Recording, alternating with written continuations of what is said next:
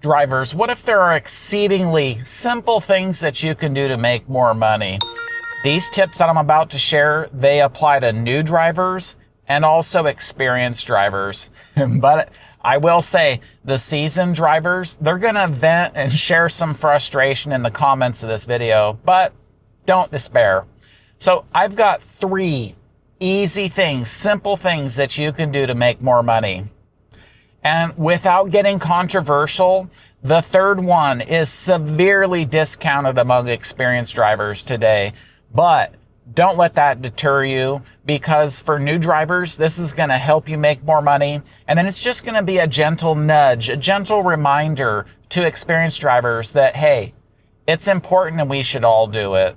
So especially as a new driver, you need to set and maintain good habits. And that way you can just basically turn your brain off once you get good at it and just be on autopilot and do a good job. So the very first thing is you need to pick profitable orders. And you can easily do this. You only have a few seconds as that offer comes up. But with practice, just like anything in life, with practice, you'll do just fine. So the very first thing you need to realize when you see that offer, that's all the money you're going to make. Only what you see in that offer. So right there, that sets your mind at ease, and then you can scrutinize it by 2 criteria. I'll say the more important one is called dollars per mile. And think about it this way. UberEats is not going to pay you to operate your car. That's on you. So when you see the offer, let's say it's $10 and it's 2 miles. What you want to do is, if you have to round it up to the nearest dollar, if it's $8.99, just say it's $9, or round it up to 10 to make the math work. So in my example, $10, 2 miles, you divide that, that's $5 per mile. That's actually a fantastic order. You want to stay well above $1 per mile, because on average it takes a lot of money to run your car. And if it's under $1 per mile, you're going to be basically putting all your money into your car. So a middle range would be anything from $1 to $1.50. I have found, based on my experience, that is common. Try to have more than that. Obviously, anything over $1.50 per mile is great. But in general, when you sustain between $1 and $1.50, over time, yeah, you'll get by, but you're not going to be as profitable as you could be if you held out and only do orders that are well over $1.50 or $2 per mile. The next part of the equation is dollars per hour, and this is what we're all used to. If you work at McDonald's, you make, what, $10 an hour, $20 an hour? That's easy to figure out. So again, keep in mind, the money on the offer you see, that's all you're going to get. And it'll give a time estimate in there on how long it's going to take.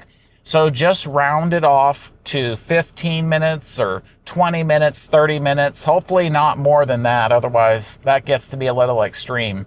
So just do simple math. If the offer is $10 and it's 15 minutes, that's 4. So 4 times 10, that's $40 per hour. I would jump on that. But let's say it's a $2 offer and they say it takes, well, we'll say 20 minutes. So you could think maybe you could do 3 in an hour. So 3 times 2, that's $6 per hour. And I think you realize that's horrible. You're not going to make money. And just, again, based on my experience, I would say if I got back-to-back orders, low miles, probably I can do 3 per hour. That's usually what I do the math based on, is I know I can do 3 orders per hour. You may not be there yet because you're new. In the beginning, you're going to be really slow, and that's not your fault. It's just how it is. Once you get more experience, you'll be faster. So I know I can do 3 per hour. So if I only take $2 offers or $3 offers, I'm not going to make any money. My personal minimum is $5. That way, at least I know I can make $15 an hour.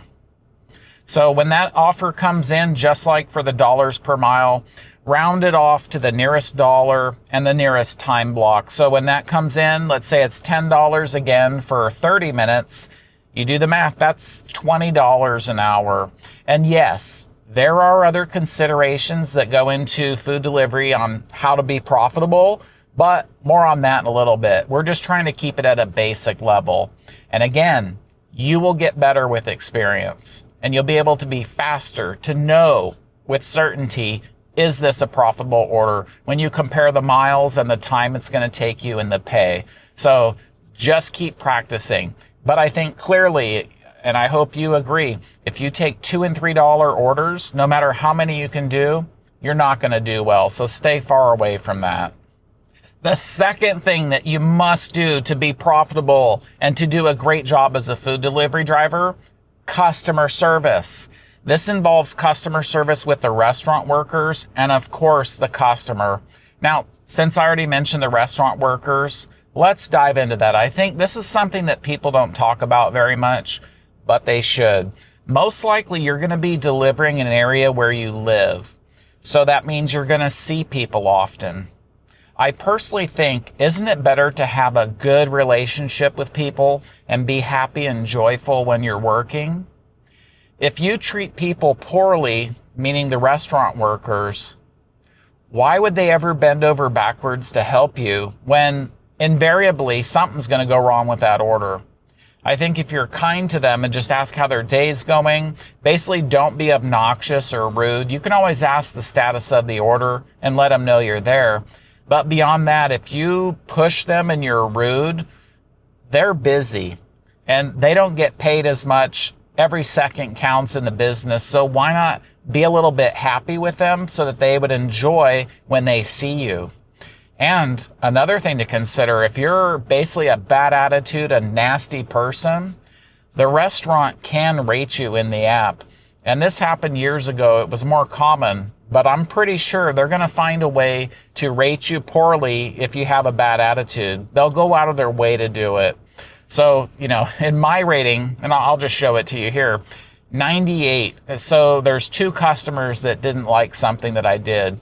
Early on years ago when COVID was going on, I did have restaurants rate me, and that was good. But since then, I really have never had a restaurant rate me high. Obviously, never low either. So consider that. And again, if you're a problem for that restaurant, I'm sure they're going to go out of their way that the manager's going to call UberEats and complain about you. And that's a good way to get deactivated. So I think you can see that time of just being positive and having a good attitude, that's well worth it. So now on to customer service with the customers. This is the most important part because the customer's paying your paycheck. They're ordering food and they want and should deserve a pleasant experience because we're bringing food that they're going to consume. Our bodies are so important to us. And just like you, I think we can all imagine we would not want to knowingly consume or put something in our body by eating it or drinking it if we had any doubt that something wasn't right. So you want to look the part. You want to be dressed professionally. You don't want to be dirty. You want to be clean. You want to be kind, even at a surface level of saying hello and thank you. Because the customer is paying a lot of fees for your order to come to them, and they want to have a great experience. And think of it this way. Amazon, the post office, when they're bringing packages to you at your home, you don't actually care about them, right? There's no thought to it because they're bringing a package of something you're going to use. Now, for food delivery drivers, we're different. We're bringing something they're going to consume. So keep in mind, our bodies are all important to us. And I think the customer rightly expects a higher standard of service and cleanliness. So your customer service is well worth the effort, again, because they're paying your paycheck and they're giving you a tip. And like I mentioned with the restaurants, the customers can rate you for your service, and they do.